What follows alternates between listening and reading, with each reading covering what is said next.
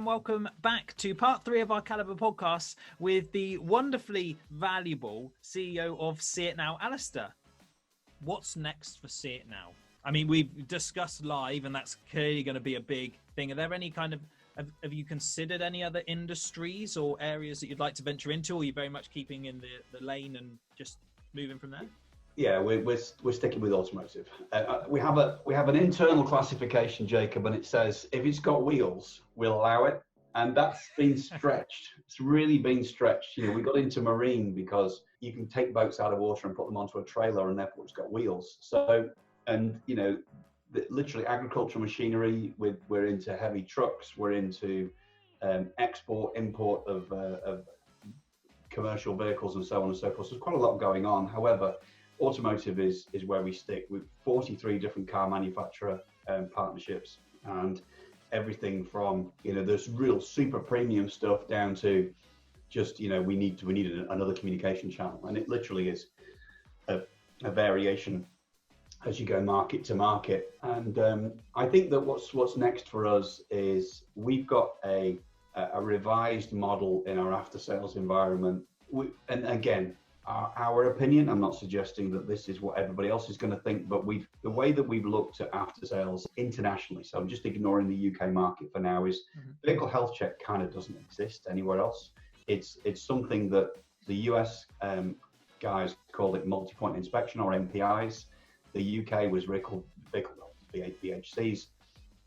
And a few European markets have adopted that. But what we've done is we've taken it to a different level. And effectively, we've got a product coming out in the second half of the year, which is called Inspect, Quote, Pay. So inspect as in inspect a vehicle, quote, give them a quote for something, and then they can pay for it online. So all of those, that's quite a big element of our roadmap. And typically from a European standing, about 4,000 dealers in Europe using our products in after sales, and there's about 50,000 dealers in Europe. So there's a lot for us to go at. We've got some pretty cool technology coming out on noise reduction. So typically in workshops. So there's big work going on with that. We've been working on it for quite a long time. We've also got some work on automotive background replacement. So if you take photographs of vehicles at dealerships to put them onto Auto Trader and so on and so forth, you know, typically you could have a particularly bad background. Maybe some manufacturers insist that you put a dropped-in background in there. But we've managed to get some technology that means that we can do it in real time. So you take your photographs, literally by the time the photographs are uploaded to our server, the backgrounds have already been replaced. That was really what our big project was for the first half of this year, but we moved live video and accelerated it into its place. And I think the rest of it then is going to come down to, we've got a greater need now for integration into the CRM platforms that are out there. So the big players in the CRM world, changing in the UK there, and also we've got quite a lot of work going on with CDK in the background in terms of after sales. So some pretty exciting projects, but you know, we're probably not as nimble as we used to be, but that's because we're having to think about 30 languages in 56 countries with 43 car manufacturer brands, and you can't just flick a switch and change things for everybody. So what we have done though, the other thing we've done in lockdown is every single UK dealership, we've effectively upgraded everybody with the existing product set. So coming back into a dealership now, there'll be a lot more features enabled for your CitNOW sales or workshop application than you would have had pre-lockdown. So we've effectively literally upgraded everybody to our most professional level service on sales and after sales. And we've done that in line. That will be completed by the time we get to the end of May. Wow. Oh, that's nice. And that's going to be something big for people coming back, and especially getting back into the rhythm of things, being able to have kind of the premium set of it. But as you said about the kind of the shift that you're just mentioning, I think it's easy to say that people should just change their direction. But actually, when you've got such a big, as you say, so many countries that you've got products in and things, it's not so easy to, it's like moving a ship, isn't it? It's far easier to turn a little small bicycle than it is a big ship, which is essentially what you're keeping afloat. Yeah, we have challenges, but we do have to take into account local market variation. Culture is a big thing. So, you know, that the various different, even the European markets, you know, there are people that think all of Europe is the same, but it's not. From a cultural variation perspective, completely different in different countries as we go around the European market. So we're very, very conscious of how we operate. We've got 5 business units through Europe that look after about 30 countries. So those offices are all regionally based across Europe, and we've been consistently working with those different territories on one market to another and making sure that we've got something that fits. And we have to bench test a lot more to make sure that, you know, it's going to work in this country or that country, and that language is going to work. Yeah, no, I can imagine it's not going to be an easy feat straight away. What I would like to move on to is something that I like to do with all of our guests: a quick fire round. Put you right on the spot and and find out a bit more about you, the person. Oh, okay. Are you ready? As ever. Is it, you know, not knowing the questions as you'll ever be. Go for it. We'll start easy. Dogs or cats? Oh, dogs. Tea or coffee? Coffee. Takeaway or home cooking? Oh, I'm a cook. I do all the cooking in the house. I'm a home cook. Oh, I wish I was the same. It would be much better for me if I was the same, but it's takeaways that get the better of me. If you were only allowed one brand of car for the rest of your life, what would it be? That's a killer. I'm going to upset a lot of people.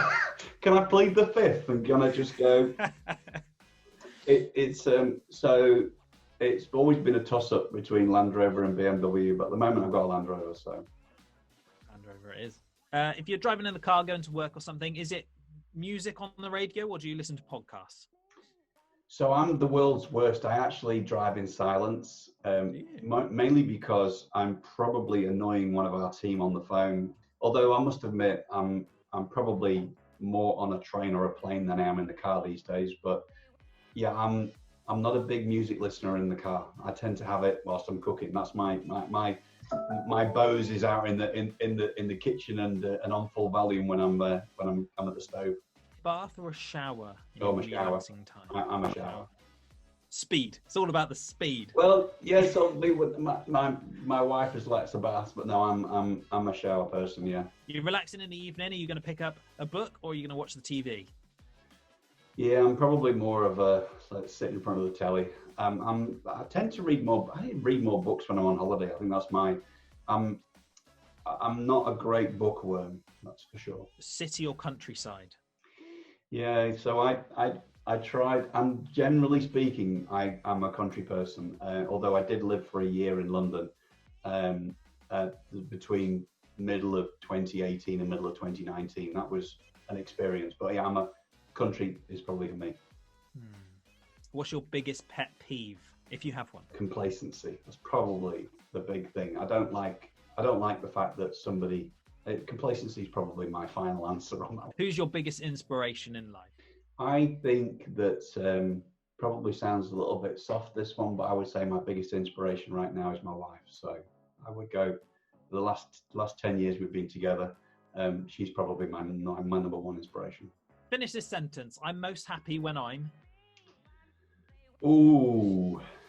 I'm probably most happy just continuing to live the life that I'm living now. I'm really genuinely quite a chill person, so I try not to stress myself out. But no, I would say I'm probably most happy doing what I do today. I enjoy everything I do. That's a pretty good answer. To be able to say that, especially nowadays, that's a good answer. Right, if you could have one superpower, what would it be? Yeah, that's a bit of a tough one. I can't say. I don't think I've ever seen myself as a superpower kind of person. So I don't know. Never envisage yourself flying around, or? No, I'm one of these people who probably struggles to look over a bridge. You know, so I'm not entirely sure. I'm not scared of heights, but it's one of those things. No, I don't know. I can't even think of anything that would make me happy. So I'm going to have to plead the fifth on that one. Sorry, Jacob. Question for me, because I just love to know. Do you have any tattoos? I do not. But the story goes that my wife, she has quite a few. And so literally every year, this is a topic of conversation. And every year it gets a little bit closer. We were in San Francisco 2 years ago, so I'm not name dropping. We went there for the NADA convention, not January gone, the one before that. And my wife went to go and get another tattoo done in a San Francisco tattoo artist, and she very, very nearly got me to go. and that was without any alcohol inducement as well. So it will happen one day, I've no doubt. What I just don't want is one of those ones where when I'm 75, it looks a little bit weird. So it won't be very far away. So you check back in a year's time, Jacob, you might well be answering yes to that one. We'll book this in for a year, and that'll be the first question. What's the tattoo? That's fine. Right, well, that is the end of the quickfire questions. Thank you. I think you survived. I was going to ask you about sports, and then I did some research and found out that you're a Man United supporter. I am, and more to the fact, a season ticket holder.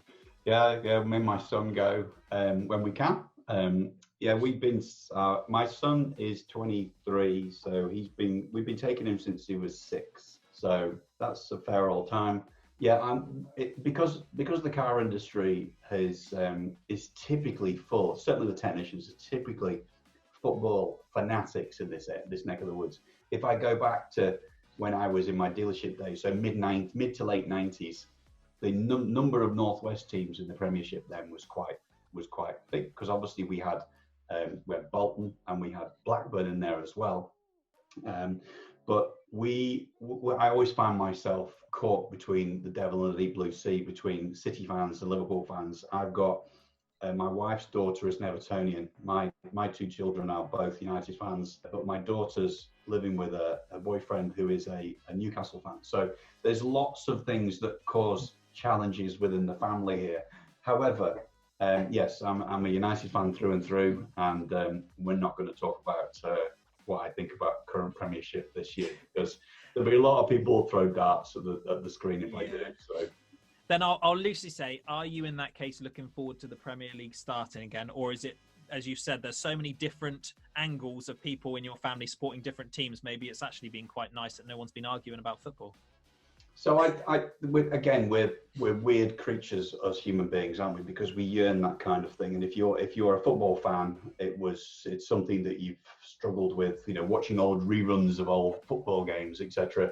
And I've never seen so many Bundesliga matches because they've just happened to have gone back playing. So I think that we're all looking forward to anybody that visits a football stadium of any description, whether you've got 500 fans or 75,000 fans.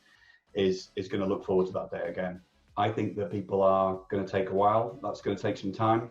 I really hope that we don't see the kind of potential companies, businesses, football clubs going bust that might go bust if they don't get themselves back on their feet from an economic perspective. So I think it's going to be interesting, and I for one am looking forward to it. I think everybody's going back to the stadiums. That might be a little bit further away. It is weird watching games where there's no supporters, and I won't put any jokes out there. There's a few jokes that I could have thrown in there about other teams in the Premiership with supporters, but I'm not going to do that. So it was strange. I did watch a Bundesliga game, and seeing them celebrate and then realise there's no crowd getting excited suddenly is strange. It's the excitement of I scored, and then there's no one really to celebrate this with.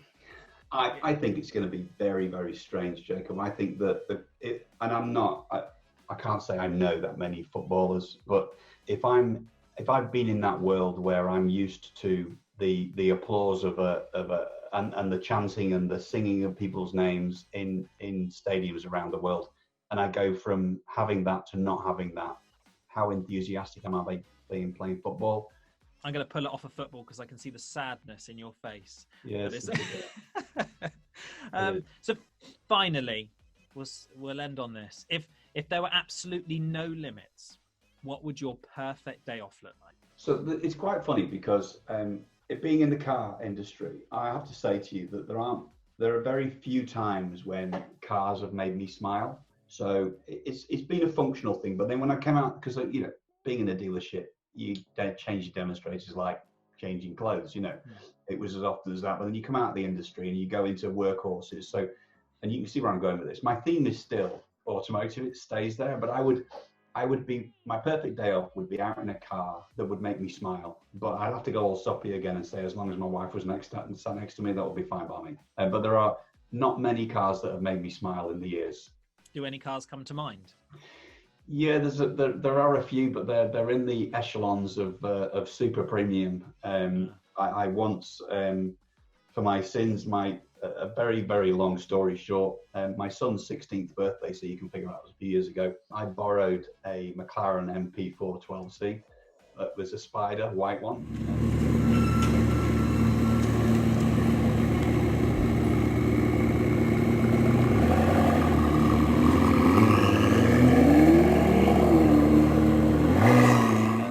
I went to pick my son up from school on his 16th birthday, and that was probably one of those occasions where it made me smile. I'm not entirely sure I would have kept my license for very long, but it made me smile all the same. So, but then again, I probably mellowed a little bit since then. I'm not entirely sure I need that speed freak need inside me. So just something that is keeps me smiling is fine. Love it. To recap then, I think there's exciting things going on with CitNOW. That's for one. I think it's an exciting time for our industry with video, if nothing else, just giving the customers such a good experience, but also that kind of training element of it, making sure that you feel comfortable and can get yourself across from a digital perspective. And unfortunately, you do support Man United, so we'll end on that. And thank you. No, thank you so much for joining me, though. Honestly, it's it feels like after our chat last year, it's been a bit of a long time coming for this, but it's I appreciate your time immensely, and I know so many people are going to have extracted a lot of value from this, that's for sure. Thank you everyone for listening and watching. Make sure that you've followed us on social media, LinkedIn, Facebook, all the usual ones, and we will catch you in another episode. Thanks very much indeed.